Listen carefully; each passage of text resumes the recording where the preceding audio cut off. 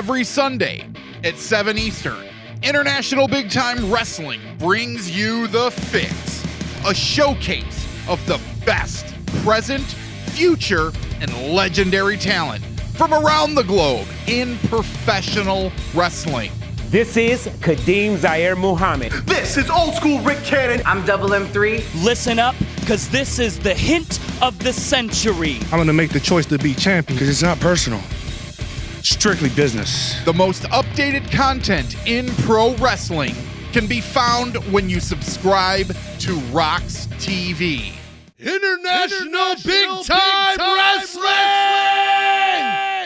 Wrestling fans, if you like what you've seen, don't forget to like, comment, subscribe, and also don't forget to ring that bell.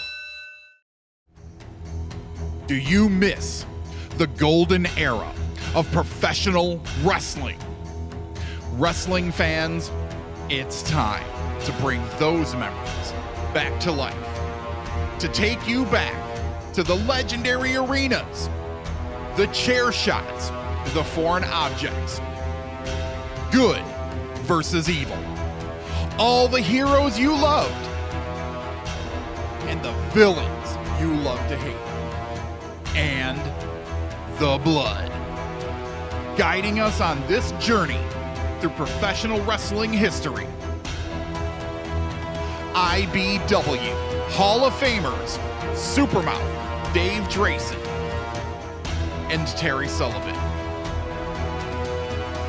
International Big Time Wrestling and RoX-TV proudly presents Big Time Memories.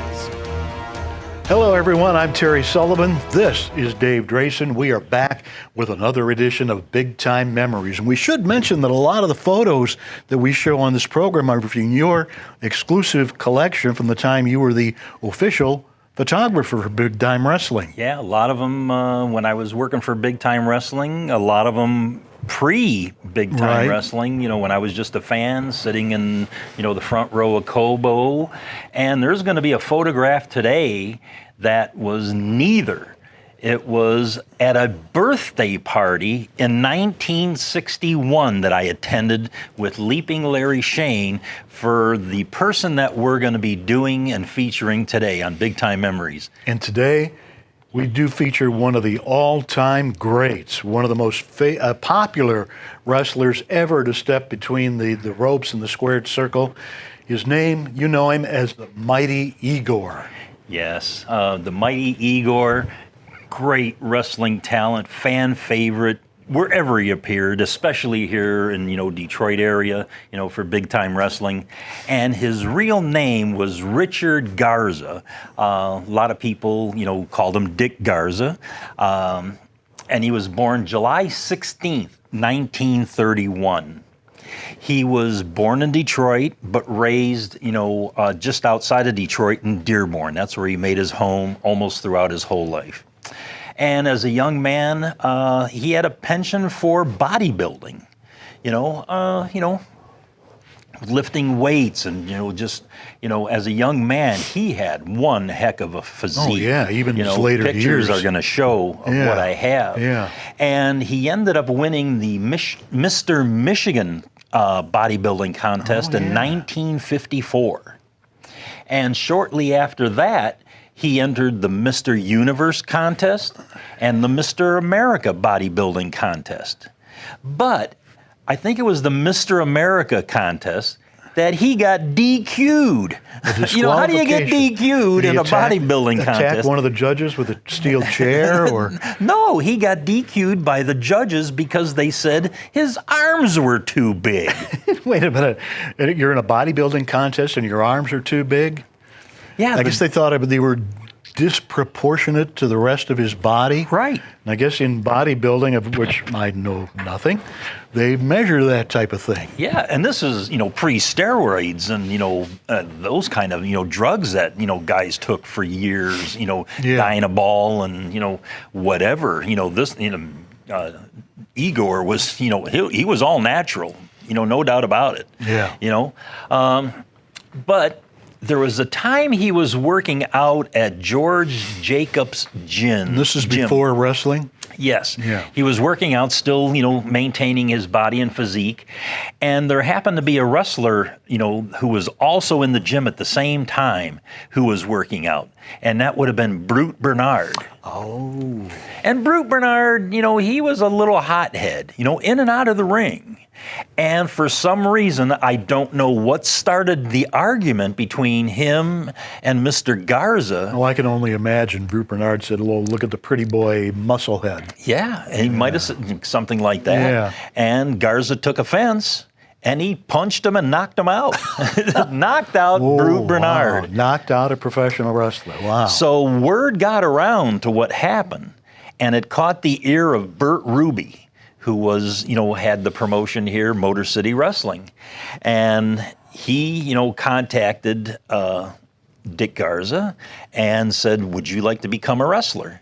And just because in bodybuilding and stuff, you don't make a ton of money, and especially to raise a family and own a home and, support, what you need to in life.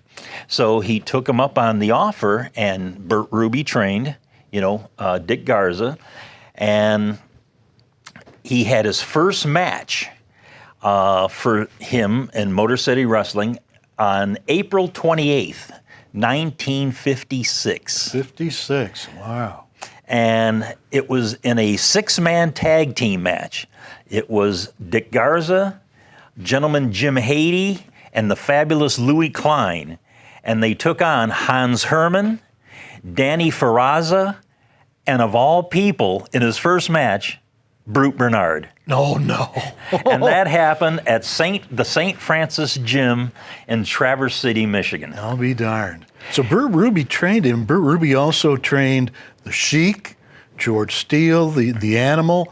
Wow, he had quite a list, didn't he? And he had quite a promotion. Yeah, and, a lot of top talent. Yeah. He was pretty much it around Detroit for a long time. Yeah, and it was only not even a year after, he made his debut, he won the Wolverine Wrestling title on February 14th, 1957 in Toledo, Ohio, beating Dynamite Johnny Gates. Oh, I remember Johnny Gates. He used to wrestle, and then he was a referee for a while, right? Yes. Well, the Wolverine Wrestling title was just like a United States Championship or a Universal title. They just called it the Wolverine for the state of Michigan. Right. Gotcha. And he made his Detroit debut as Dick Garza. This is all Mighty Igor. Yeah. He made his Detroit debut versus Nobby McDonald. Nobby? Yeah, there's a name for you, that's lost in the history books. But that was on November 28th, 1959 at the Olympia Stadium. Oh, Olympia, okay. And over his time, first he started out as Dick Garza. And then we'll get into it how he also became Igor, or Igor Vodic. And here's one that I really had to research, that he also wrestled under the name Johnny Bruce. And I had thought that, first and foremost, it may have been with a tag team with his good friend Ivan Kalmikov, whose real name was Ed Bruce. Yeah. So I thought maybe they went as brothers, Ed and Johnny Bruce. Right. But that's not the case. He went down to Texas to wrestle, and he, got rid of the Dick Garza name and wrestled under Johnny Bruce. But the ironic thing is, he was a heel. He was a hated heel down there. And I guess there was a time that a fan, jumped into the ring with a machete or a shank or something, and Igor, saw this coming because, he's coming after him. And he stopped him. He knocked the shank out of the guy's hand. And I'm not sure if he punched him or, held him back or whatever. But in the end, the police arrested Igor, or Johnny Bruce, at that time. And it had to take the promoter to go and bail him out, to get him out of jail, so that he could still wrestle. Any idea why he went with Johnny Bruce and not Dick Garza? I have no idea. Wow. You know, that's a mystery that may never be solved Yeah. in the annals of professional wrestling. Yeah. But I first, I talked about earlier a photograph, one of the earliest I ever took. And I was always playing around, when I was a kid with my mother's Brownie camera. And there was this one time in 1961 where Leaping Larry Shane, who was my upstairs neighbor, and he asked if I'd like to go to a birthday party because there was going to be other kids there, and and so he thought it, be fun. So he took me, and we drove to Dearborn. From our east side of Detroit house, we went to Dearborn, and I walk in, and I have no idea who this guy was, but it was big, muscular, and I'm like, whoa, there's a wrestler, and basically it was. And it was Dick Garza at the time, or Mighty Igor. Wow. And I took a picture. The one picture that I still have is him holding up his birthday cake. And it says, "Dick is our pick." And you'll see the photograph now. Yeah. So, yeah. But Whatever. from, working, a Motor City Wrestling, for Bert Ruby, in 1962, he ventured out on the road. And he went to California, the Pacific Northwest, and he also wrestled around the Chicago area for Fred Kohler. But in October 4th, 1964, was the main change in life for him, to where he won a 10-man battle royal in the AWA, and it was his first time as Igor Vodic. Oh, so you're talking now he's in Minnesota. Right, for Vern wrestling Gagne. for Vern Gagne, who he probably knew when Vern was around here. Yep. Interesting. Yeah. And, Vern Gagne nicknamed him Igor Vodic, and he won right after, I think it was like 2 weeks after he won the Battle Royal, he went against the AWA champion Mad Dog Vachon. And on May 15th, 1965, the mighty Igor, or Igor Vodic at the time, won the title from Mad Dog Vachon. It was sort of a short-term champion, though. He lost it back to the Mad Dog 1 week later. But this is fascinating to me. So Vern Gagne was the one who came up with the whole idea. Igor character? Yep. The kielbasa-eating, long underwear wearing. And, wow. We'll talk about this in a little bit, on his Detroit debut, but they also did the same kind of gimmick, in the AWA, how Vern Gagne got him started. And I'll get, back to that in a second. But when he, first came to Detroit for big-time wrestling, and when he was in the AWA, the things he did, he would do feats of strength. I sure remember on those. TV. Yeah. He would, put his back up against a brick wall and put his feet straight out on the bumper of a car. It was a Volkswagen that he did it on Channel 9. I can see that so clearly. And, whoever was driving the car, usually, it was Ivan Kalmikov at the time, he'd put it in reverse, and boy, those tires would be spinning and smoking and everything, and here he is holding that car back. Smiling. Yeah. So they did the car thing. Also, they would have Ivan put a cinder block on the top of his head, with a towel, of course, put the cinder block on the top of his head, and Ivan would take a sledgehammer and, really swing and break that over the top of his head. And we have a picture of that here also. Also, he would take iron bars, steel iron bars, like rebar and stuff, and just take them and bend them, in any shape he wanted. Yeah. He also took chain link fence, and the chain links about this big, and just with his fingers, he would take them and pull them apart. And then you remember this too, because they did it in, you know, a lot of cities around the big time wrestling area. Remember the tug of wars? The tug of war, yeah, right. Yeah, they get, I think 10 wrestlers. He's in the middle, ropes around both of his biceps, and the job the 10 guys have is to pull his arms apart. Yep. And so he does one of these, and all of a sudden, boom, pulls his arm together, and the guys go flying. Well, I remember in Toledo, and I know one time in Detroit they did that, but they pulled 10 fans, 10 men, 10 men, you know, out of the audience. So it was like a throw for them to get in the big time wrestling ring and try to, you know, do this tug of war on Igor's arms, but he always won. And the feats of strength were before he'd ever wrestled. So as far as we know, there was no such person as Dick Garza. Right. I don't know how people didn't recognize him. Of course, he was clean-shaven as Dick Garza and had the long hair and the beard. Maybe that was it. But when Vern Gagne came up with this idea for him, he had him grow a beard, and as you know, had him in, like, you know, well, they call it a wife beater, you know, tee undershirt, his trunks, and cut off long johns, you know, with, you know, like work boots, you know. Work boots, tennis shoes later on. And he had a floppy old hat and this old sweater. Oh, well, that overcoat, you know, the smelly old overcoat in the wintertime. But Vern Gagne did the exact same thing that the Sheik did. And this is how Igor came about in Detroit territory. The Sheik had him sitting in the front row, right by Tobacco John. You know, we always called him Tobacco John. I don't know him. Yeah, he was this guy who always wore a cowboy shirt, a little bolo. Oh, that guy? Yeah, a little From bolo. Cobo, sure. And this guy was very nice. Yeah. We had the same bus route, you know, going back home at Cobo, and he was a nice enough man to, you know, get off the bus, walk me home, make sure I got home safely, and then he'd get back on the bus because he lived at like 7 Mile in Van Dyke. You know, so he was a great guy. But he sat next to Tobacco John. So we've got him out in the audience now before he's wrestled. Right.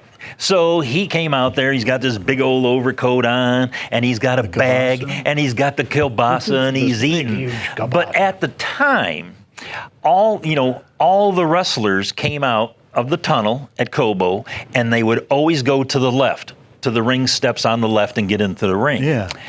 Well, while Igor was sitting, they changed that. The baby faces would go that way, and they'd have the heels go to where Igor was sitting.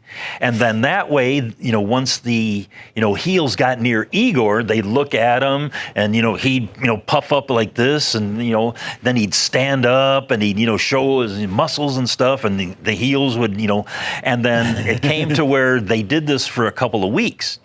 And then at one time, you know, the Sheik was coming, you know, up the aisle.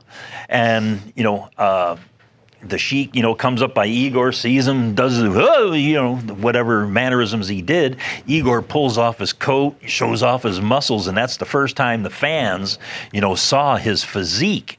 And, you know, he would blurt out, "Zambian Sheik, Zambian Sheik." And in Polish, that means kill Sheik. Oh, okay. So he was just massive then. Yeah.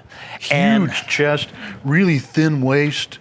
Yeah. And Ivan Kalmykov came out, talked to him, you know, and then somehow magically brought him back to the dressing room, you know, to the you know, roar of the crowd. And, you know, and then it was very soon after, I guess the very next week, he had his first match, you know, in front of fans at Cobo. And that would have been on July 23rd, 1966, where he teamed with Ivan Kalmykov, and they went against Boris and Nikolai Volkov. The Volkov brothers, not Nikolai, the one in WWF with the Iron Sheik. This is the original Nikolai Volkov. Right. And Boris. And Ivan and Igor came out on top. And Igor, he went over in the match. His finisher was the bear hug. Sure. You know, he would get the guy in the big bear hug, and he'd be, you know, flailing, and within seconds, you know, the referee's calling for the bell. Yeah. And it was only 2 months after he made his debut in July, it would have been in September that he had his first match with the Sheik. Wow.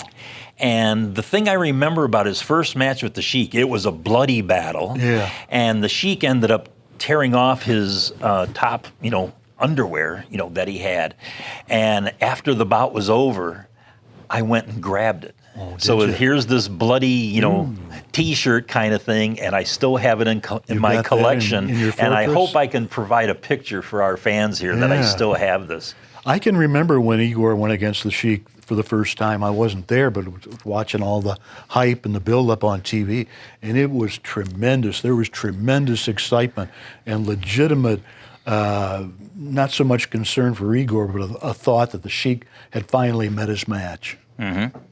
And, when he came out, into the ring, he's like happy and waving to the fans, and he had his kielbasa, and then he'd get into the ring, and then he would be, waving and stuff, and then he'd be kissing the referee. Kissing the ring announcers. He did that a lot. Yeah. Kissed his opponents. Yeah. And what's this, when we were discussing this on the phone, you said something about Ben Gay that got me laughing. Yeah, if you closed your eyes, you could always tell when Igor was around because there was this aura of Ben Gay around him. You smell Ben Gay, oh, Igor's around somewhere.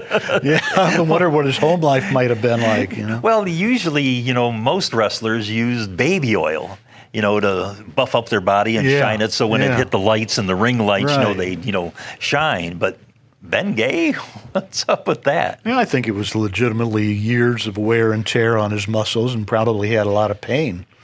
Yeah.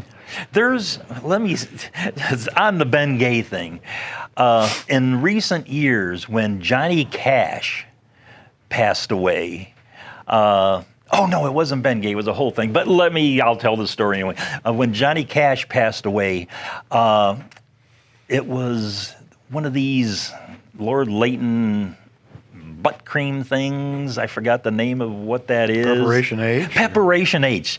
They approached Johnny Cash's wife to ask if they could borrow the song Ring of Fire for their commercial. And the family turned them down. Where else, ladies and gentlemen, can you learn information like that but on Big Time Memories? I'm sorry. I thought it was Ben Gay, but it was Preparation H. Still a good story. But that's a true story, though. Stop. Did Igor hold any titles? Because I was gone from promotion at that time. Yeah. And he stuck around. Igor was pretty much the guy who was always chasing the Sheik, but he did, near the end of Big Time Wrestling, he did manage to beat the Sheik one time. I think it was one of those things where he won at one show and lost it back the next show. But I think I have a photograph that a friend sent me that shows Igor, with the belt. So he did win that. But didn't he also have the tag team title with Hank James? Hank James, or as Chuck Allen would say, Hurricane Hank James. Well, what happened to Big Money? Big Money. Well, too. at the end of Kobo shows, in the late 70s, there was no Big Money. The inspiration for Mo Money. Yeah. Malcolm Monroe. Yeah. And then he also held titles in, like, the AWA. Talked about beating Vachon for that. He held titles in Los Angeles. He was out there now and then. And in Puerto Rico, he was a big star in Puerto Rico, very highly regarded. He was one of these guys that when somebody like Abdullah the Butcher or Bruiser Brody or Tiger Jeet Singh, somebody would come in and terrorize the island to give them their comeuppance, the promoter would bring in the mighty Igor. And that was Carlos Colon. Yeah, right. Yeah. And here's one funny story. It's not another Preparation H one, but I remember one time, because as a fan, you wait for the guys after the, show's out and they're done, showering and stuff, and you sit out and, you got your autograph book and you're waiting for autographs. Yeah. Well, there was this one time, there was me and a couple other friends that were waiting, for, guys to come out, and Igor and Ivan pop out. The dressing room. So we're there with our autograph books, so Igor is signing for us, and he's like, probably was a work, but he's, like a simpleton trying to sign an autograph. And all of a sudden, this old babcia, grandmother in Polish, comes up and, joins our little thing, and she starts talking Polish to Igor. And he's like a deer in the headlights, doesn't know what the hell she's talking about, because he doesn't speak Polish. You've destroyed my boyhood myth. You mean Igor didn't speak Polish? He was lucky to speak good English. I never knew that. Yeah, and then in 1975, he got another really good break, along with a lot of, like we said, the Hamilton, boys. But George Cannon was the booker for the IWA promotion, the Eddie Einhorn. Eddie Einhorn, one of the owners of the Chicago White Sox. Right. Yeah. And with, who's the guy in Cleveland and Buffalo? Pedro Martinez. Yeah. They started the IWA promotion. Right. And Johnny Powers. Yeah. Right. And used a lot of the big time wrestling stars, basically. Yeah. Igor, Tex McKenzie, Bulldog Brower, the Love Brothers, the Mongols, Cannon. Yeah. So it was almost like a sub big time wrestling promotion. The Detroit Traveling Circus going national. Yeah, and they were one of the first to try to go national. And they even went into New York, into Roosevelt Stadium, and had a big, show in New Jersey to combat what was becoming, the WWF, trying to go national also. Mil Mascaras was their champion. Right. But Igor was one of the big stars. Igor and Brower was this huge feud they had. Yeah, and unlike, our UWA promotion, our rival promotion, the IWA promotion didn't last that long either. No. Times were changing, the economy was changing and things, and, but for Igor, he got very lucky. He was lured away from the IWA promotion by Jim Crockett in the Mid-Atlantic, promotion. And there he feuded with the Masked Superstar. Bill Eadie. Right. One time, one of the Mongols here in this area. Right. In fact, he was with us in Universal. Yes, he was. Guido and he was Bolo. Bolo. Yeah. Yep. Yeah, that was Bill Eadie, the Masked Superstar. Wonderful, wonderful wrestler. Yeah. And do you remember, because their feud was big, for, the Mid-Atlantic at that time. Do you remember the incident that happened? An unfortunate, over the years for Igor, but the big feud that they had, and then in one match, the Masked Superstar had a manager, Boris Malenko, was it? Professor, yeah. Professor Boris Malenko. And while the Masked Superstar took the referee's attention away, Malenko got up on the ring apron, had Igor, and he had a lit cigar that he always smoked. Mm-hmm. And he jabbed it, into his, it was like a gimmick kind of thing. It was supposed to hit him in the eyebrow to, go like this and put it out, but it slipped and it went into his eye. Mm. So over, time and years later, his vision was a little bit blurred, from that incident. But it was a big gimmick that really, because Igor left, because of the injury, but then made a big comeback and, made a ton of money doing that, feud with Bill Eadie. Yeah, that was the Crockett territory was the prestige booking area of that time. Right. That was the place to be, to make the money, because they had all these huge population centers in Virginia and the Carolinas. And a lot of the guys were on the Superstation, TBS, which was one of the first wrestling promotions that were on cable TV, if you were fortunate enough to have cable at that time. Yeah. But, Igor, from, the start when he, first came to big time wrestling, just because he was a home guy, didn't like to travel that much in his later years, he stuck with, big time wrestling right up until the end. And he wrestled on the very final show at Cobo Arena for big time wrestling on October 12th, 1980, where he went against Don Kent. Interesting. And what about that was Don Kent and Igor? That's a main event in any territory. And, over time, things were drying up here, but he still had drawing power. You know, so I know at one point, remember when he went down to Florida? And right. In And 1981, ran into this huge bleach blonde bass guitarist who went on to pretty big things later. yeah, Bulk Mogan, Boley? yeah, Terry Boley? yeah, Hulk Hogan. Hulk Hogan. So they brought Igor down to Florida to feud with him because at that time Hogan was a heel, and you know, Igor being the big muscle guy, two muscle guys going at it. Yeah. And Igor came out on top. You know, he was put over, so he's got, you know, the distinction of going over on Hulk Hogan at one point. What about Putski? We should talk about Putski. Ivan Putski. Why? he was a joke. He was a imitator, just a rip-off artist. Well, we don't know me. that he necessarily came up with it. It was probably a promoter who came up with the idea, but Putski was just an awful rip-off, total rip-off of the Mighty Igor, from the costume, the clothing, to the kibasa, to the kissing the ladies at ringside, everything. Everything, right down to the outfit. And he did it in Texas, then went to New York for a while and gradually evolved into the bodybuilder Ivan Putski. It just hit me. I know his real name. Yeah? Joseph Bednarski. Right. So yeah. at least he was Polish. Yeah. You know, but he wasn't Igor Polish. No. You know, imitator, you know, he got over, you know, I mean, he had a hell of a physique, Yeah. you know, no doubt about that.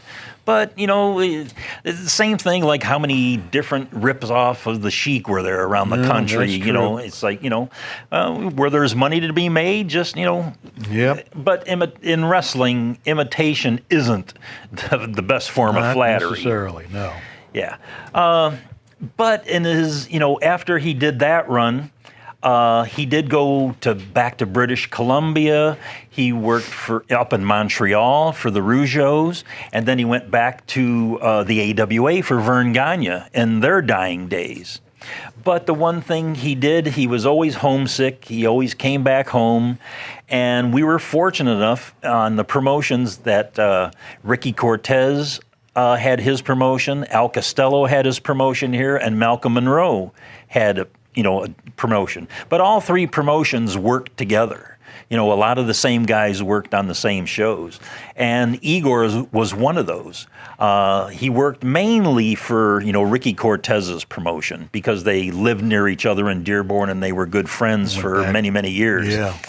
But the only problem I saw being in the dressing room, you had guys like Iron Mike Anthony and, you know, Malcolm Monroe to a sense, Ricky Cortez, you know, were working the main events, you know, and I was managing, you know, a couple of those guys in the main events.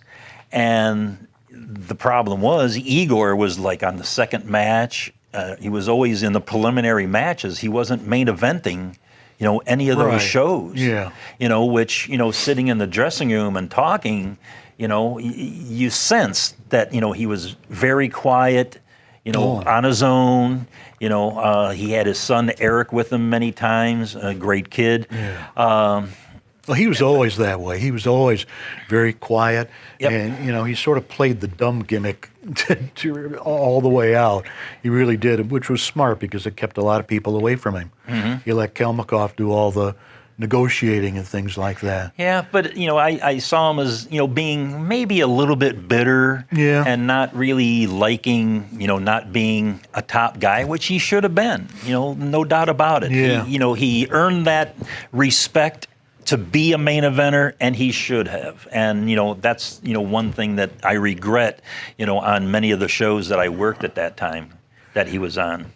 Well, to me, he was always a main eventer no matter where he appeared on a card. Yeah. And I remember he went back to Puerto Rico in 1987 for a short time, like you said, going against Bruiser Brody before his untimely death.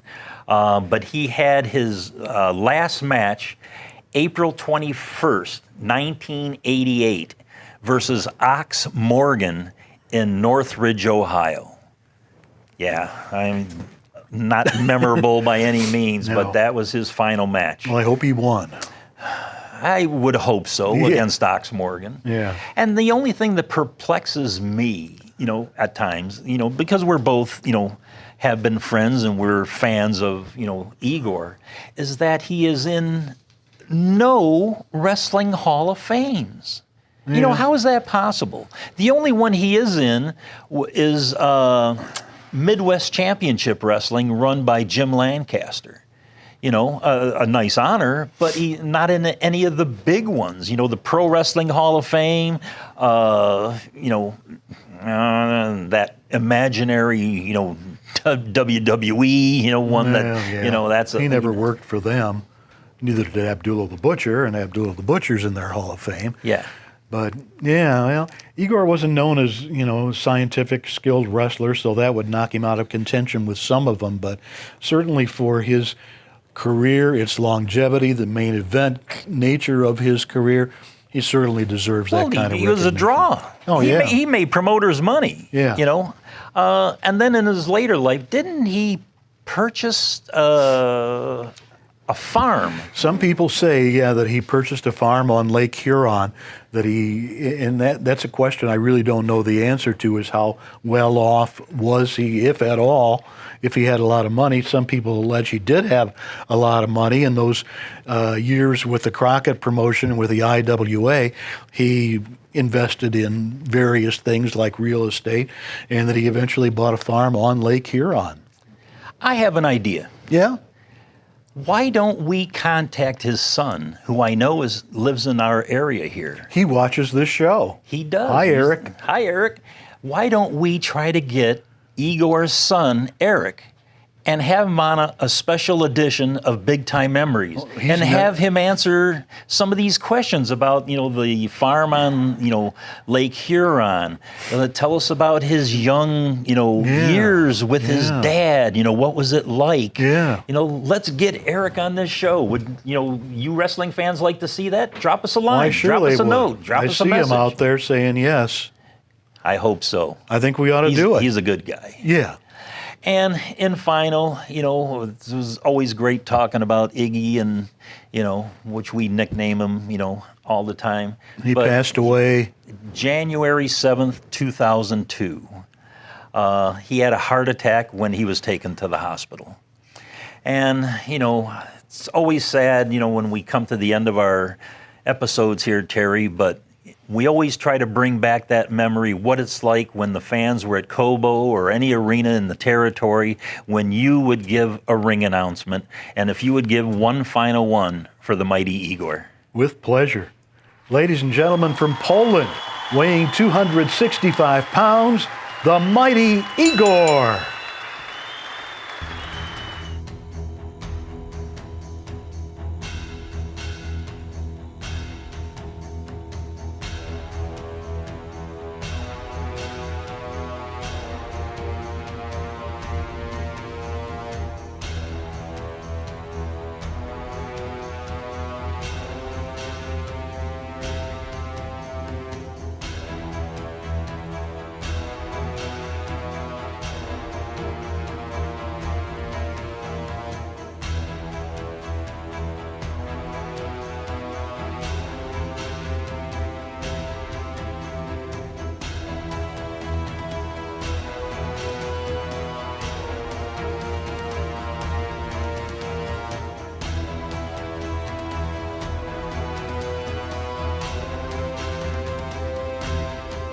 I'm really proud to say that I'm a part of IBW.